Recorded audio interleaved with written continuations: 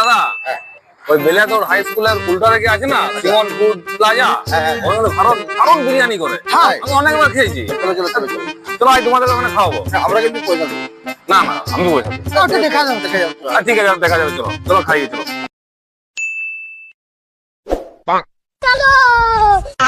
रोम रोम भाइयों, सिस्टम पार देंगे।